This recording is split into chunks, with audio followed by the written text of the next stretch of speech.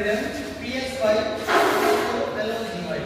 Psychology को हिंदी में कहते हैं मनोविज्ञान। क्या कहते हैं बेटा?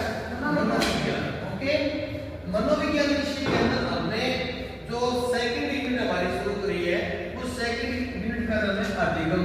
और अधिगम को इंग्लिश में बोलते हैं लर्निंग। क्या बोलते हैं? लर्निंग। लर्निंग का मतलब होता है कि एक व्यक्ति किस प्रकार से सीखता है, सीखने की क्या क्या कंडीशन होती है, और वातावरण से, विद्यालय के अंदर, समाज के अंदर, या ऐसी कोई भी विशेष परिस्थिति हो जहां एक व्यक्ति अपने अधिगम को अर्जन करता है, अपने आप के अंदर इंप्रूवमेंट करता है। यानी मनोवैज्ञानिक हुए थे गिलफोर्ड ने ये कहा था कि व्यवहार के कारण एक व्यक्ति के अंदर व्यवहार में परिवर्तन आता है। व्यवहार के कारण व्यवहार में आया हुआ जो परिवर्तन होता है उसको हम क्या कहते हैं? अधिगम कहते हैं। अधिगम के अंदर हम सबसे पहले जो पढ़ते हैं वो व्यवहारवादियों को पढ़ते हैं। किसको पढ़ते हैं? व्यवहारवाद। यानी अगर देखा जाए अधिगम के अंदर तो अलग अलग प्रकार की कंडीशन चलती है, अलग अलग प्रकार के मनोवैज्ञानिक हैं, जैसे कुछ व्यवहारवादी हैं, कुछ गेस्टाल्टवादी हैं, कुछ संज्ञानवादी हैं। तो सबसे पहले व्यवहारवादियों के अंदर हमने पढ़ा था थार्नडाइक। किसको पढ़ा था? थार्नडाइक को।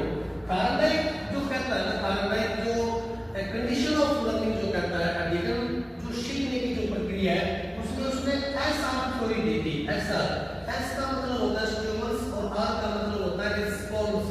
यानी स्टिमुलस, रिस्पांस, या इसको अगर हिंदी में कहें अपन तो उद्दीपक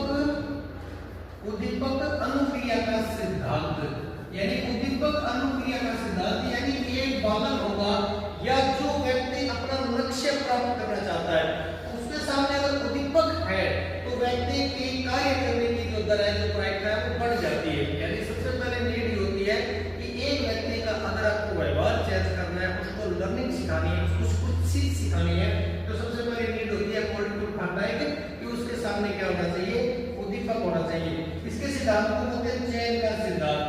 चयन का सिद्धांत, ठीक है? चयन का सिद्धांत, प्रयास एवं त्रुटि का सिद्धांत। प्रयास है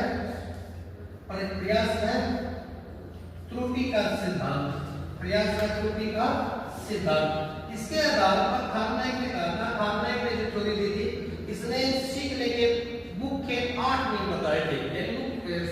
टोटल 8 थे, जिसमें 3 जो है वो क्या है? मुख्य है, और 5 क्या है? गौण है। 5 क्या है? गौण। तो 3 मुख्य के अंदर ऐसे आपको याद रखना है, तत्परता का नियम। कौन सा आता है? तत्परता का नियम। पहला कौन सा है? तत्परता का नियम, ठीक है? दूसरा है अभ्यास का नियम,